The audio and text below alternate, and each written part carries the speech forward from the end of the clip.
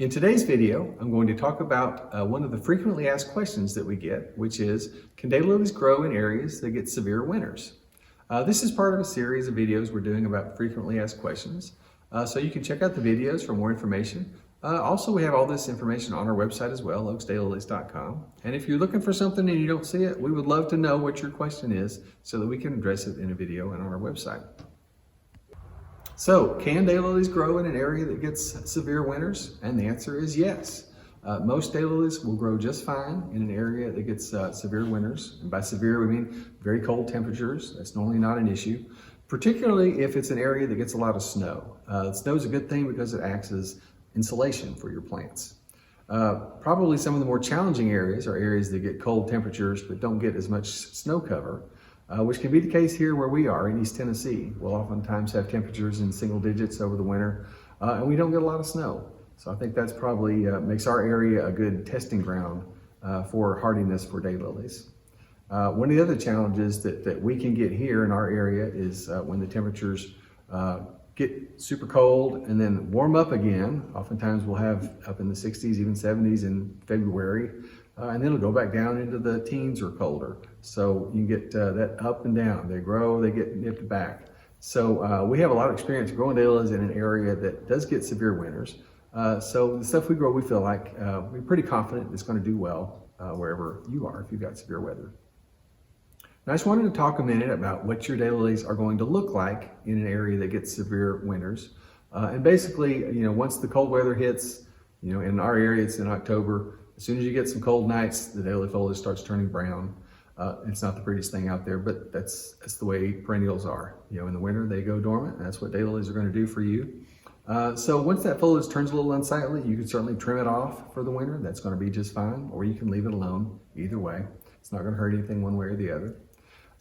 I would mention too that daylilies can be listed as dormants, evergreens, or semi-evergreens. And if you live in an area that does get a severe winter, all of your daylilies, regardless of whether they're dormants, evergreens, or semi-evergreens, are going to get bit back over the winter. So you're not going to get foliage through the winter on a semi-evergreen or evergreen. It's going to get frozen back to the ground.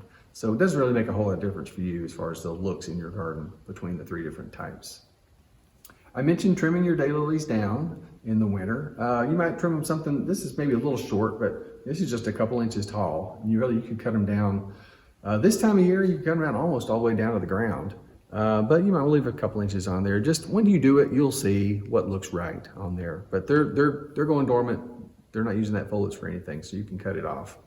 I normally just use, if I got a few of them, I'll just use some clippers or something. If I got a big bed, I've done it with a weed eater or hedge trimmers or whatever. Just whatever to take it off. It's not doing anything over the winter, so you can just use whatever you got to trim it off. Now, if you got daylilies planted in containers, you will need to take extra care over the winter because daylilies can definitely freeze and potentially die in containers. Now, we did a whole video on that. The link to that is in the comments below. You might want to check that out. But just be aware that if your daylilies are planted in containers, you will have to give them some extra protection over the winter. And lastly, I'll just mention that if you live in an area that doesn't have severe winters, you absolutely can grow daylilies as well. The one thing you may need to keep in mind is that I mentioned earlier, daylilies come in dormants, evergreens, or semi-evergreens. And you're probably going to want to stay away from the ones that are listed as dormants because the dormants like to go dormant in the winter. And if they don't have that opportunity because you never get cold weather, then over time they could certainly decline. That's not true of all of them. There's a variety we grow called Frankly Scarlet that a good friend of mine in Southern California grows, but it's apparently dormant for him, goes dormant over the winter, but does great for him, one of his favorite varieties. But in general, I would stay away from the dormant ones if you live in an area that doesn't get cold weather in the winter. I would also mention for you folks who live in areas that don't get severe winters, your daylilies probably are not going to bloom over the winter, most likely are not going to. So you may enjoy the foliage that looks decent, particularly on the evergreen varieties all year round, but you'll just get blooms in the summer, spring, summer, when everybody else does as well. I hope you enjoyed this video.